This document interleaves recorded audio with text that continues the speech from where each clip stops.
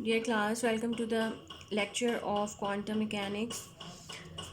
आज क्योंकि हम अभी स्टेप पोटेंशियल का केस 2 कर रहे हैं। स्टेप पोटेंशियल केस 2 अभी हमारा कंटिन्यू है। आज मैं इसको ख़त्म कर दूंगी क्योंकि हमारा बहुत थोड़ा सा रह गया था। केस 2 का क्या मतलब है कि when energy of incident particle is less than potential step और वी नॉट। अच्छा, कल हम इसकी reflection probability reflection coefficient find कर चुके थे और रिफ्लेक्शन कोफिशेंट ने हमें क्या रिजल्ट दिया कि आर इक्वल्स टू 1। ठीक है, यहाँ तक हम कल कर चुके थे रिफ्लेक्शन, जिसका मतलब मैंने आप लोगों को बताया था कि सारे के सारे पार्टिकल्स स्टेप पोटेंशियल से टकराने के बाद वापस चले गए हैं, तो रिफ्लेक्शन प्रोबेबिलिटी आपकी 1 है।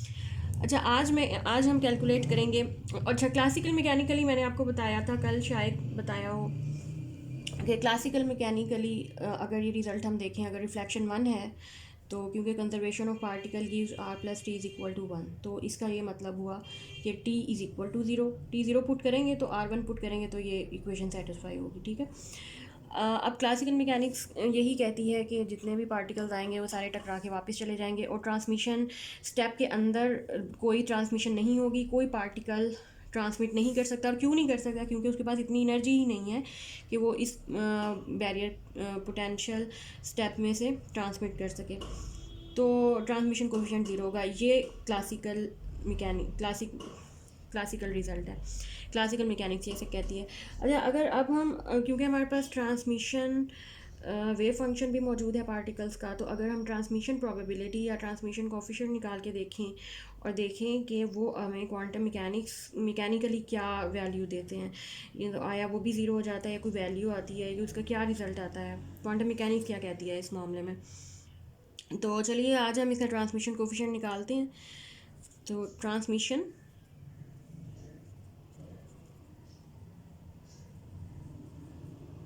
कोफिशिएंट का मतलब ये है कि अगर ये आपका पोटेंशियल स्टेप है at X is equal to 0, ये वी नॉट है, और ये जितने भी पार्टिकल्स इंसिडेंट हुए हैं, क्या कोई इस रीजन में आ पाया है या नहीं, वो ट्रांसमिशन कोफिशिएंट हमें बताएगा। तो ट्रांसमिशन कोफिशिएंट के लिए कल हमने दो इक्वेशंस निकाली थी। एक इक्वेशन हम वहीं से स्टार्ट लेंगे जहाँ से हम रिफ्लेक्शन कोफिशिएंट निकालना शुरू करते हैं। मैं वहीं से स्टार्ट ले रही हूँ, यहाँ से स्टार्ट लेंगे हम।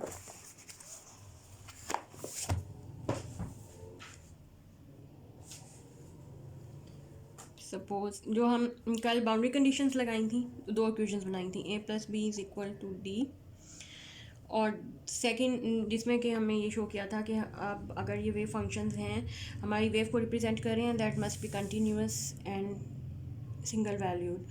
तो कंटिन्यूटी के लिए हमें जो दो इक्वेशंस लगाई थी, उसके बाद हमारे पास दो इक्वेशंस आ गई थी, A plus B is equal to D और iota k1a minus iota k1b is equal to minus k d।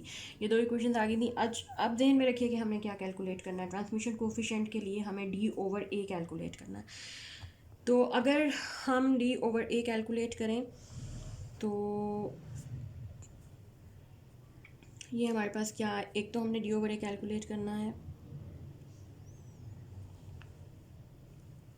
तो यहाँ से आप b की वैल्यू निकाल लें, b is equal to d minus a। b की वैल्यू निकाल के इस इक्वेशन में पुट कर दें,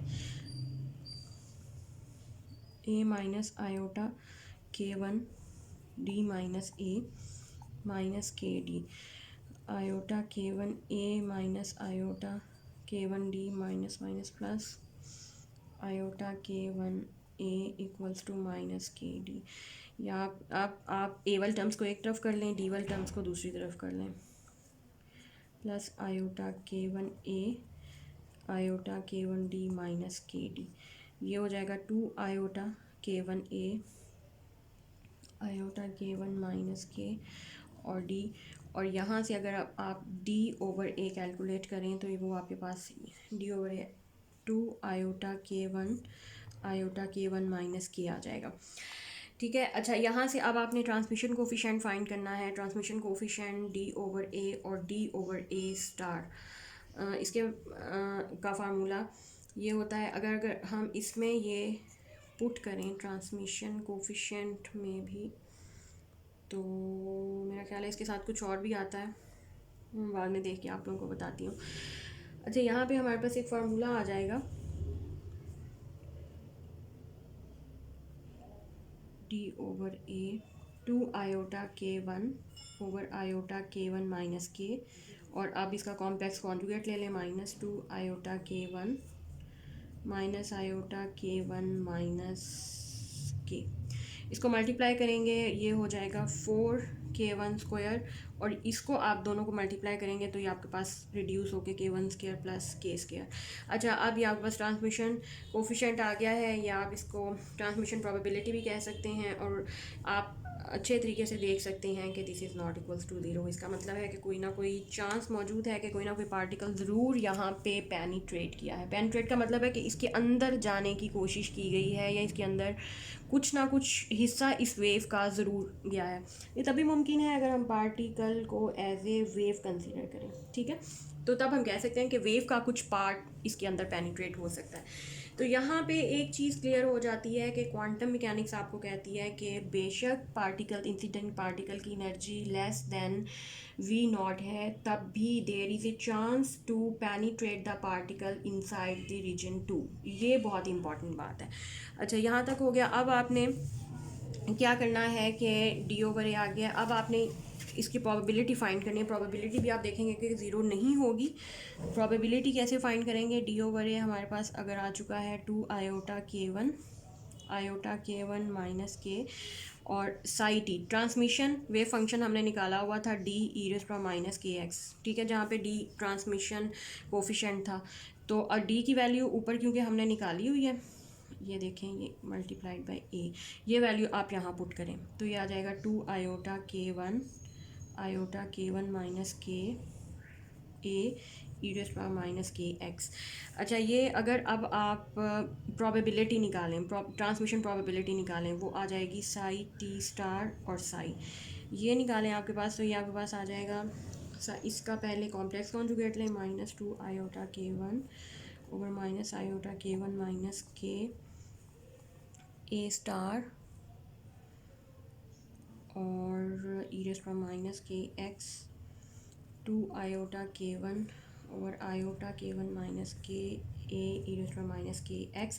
और अगर अब जब आप इनको मल्टीप्लाई करेंगे, ये हो जाएगा 4K1 square plus K square और A मॉड स्क्वायर e⁻⁻2kx।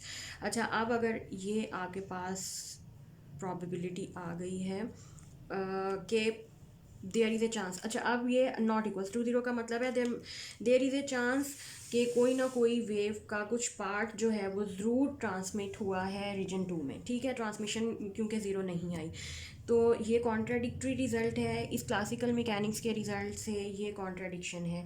और क्वांटम मैकेनिक्स, यही एक फ़र्क है क्लासिकल मैकेनिक्स और क्वांटम मैकेनिक्स में, कि यहाँ पे आपको क्वांटम मैकेनिक्स ऐसे रिज़ल्ट देता है जो कि क्लासिकली पॉसिबल नहीं होते, ठीक है।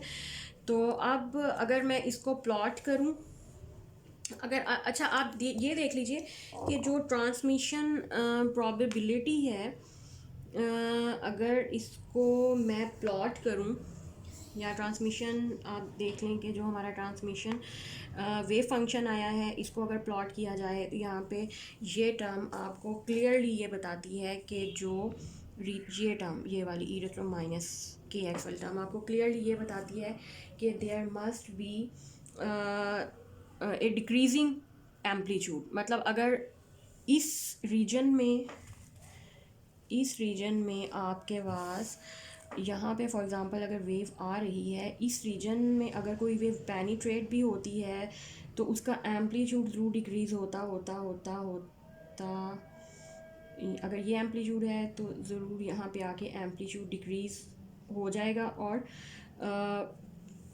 ये फंक्शन शो करता है कि आपके पास वेव का एम्पलीट्यूड डिक्रीज़ होगा। अगर कोई चांस है कि जो वेव इसमें पेनिट्रेट करेगी उसकी ज़ाहिर है एनर्जी लॉस्ट हो चुकी होगी, तो उसमें एक कंटिन्यूसली डिक्रीजिंग आ रहा होगा। या तो आप इस तरह प्लॉट कर लें, या इसको इस फंक्शन में एक एक्सपोनेंशियली डिक्रीज़ आ रही है, वो आप ऐसे भी शो कर सकते हैं कि एक्सपोनेंशियली डिक्रीज़ ये फंक्शन हो गया इस रीजन में, रीजन 2 में, ठीक है।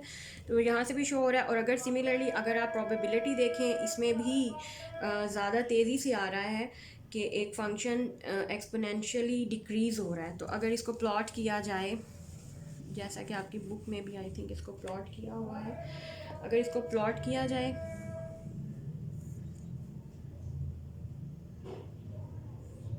ये x इज़ इक्वल टू 0 है और ये साई x मॉड स्क्वायर है प्रोबेबिलिटी x के साथ साथ। तो आप देखेंगे कि ये अगर रीजन 1 है, ये रीजन 2 है, तो ये प्रोबेबिलिटी कैसे, रीजन 1 में नॉर्मल वेव आएगी आपके पास और रीजन 2 में आके वो एक्सपोनेंशियली डिक्रीज़ होना शुरू हो जाएगी ऐसे। तो ये इसका एक प्लॉट है, पोजीशन के साथ कैसे और स्पेशली रीजन के साथ कैसे आपका वेव फंक्शन और उसकी प्रोबेबिलिटी डिक्रीज़ होती है। तो मतलब डिक्रीज़ तो होगी, जाहिर है कि वेव पेनिट्रेट होली एक जैसी नहीं कर सकती एक ही तरह से, लेकिन ये रिज़ल्ट क्वांटम क्लासिकल मैकेनिक्स से कॉन्ट्राडिक्टरी हैं और ये सिर्फ हम क्वांटम मैकेनिकली ही फाइंड कर सकते हैं, ठीक है।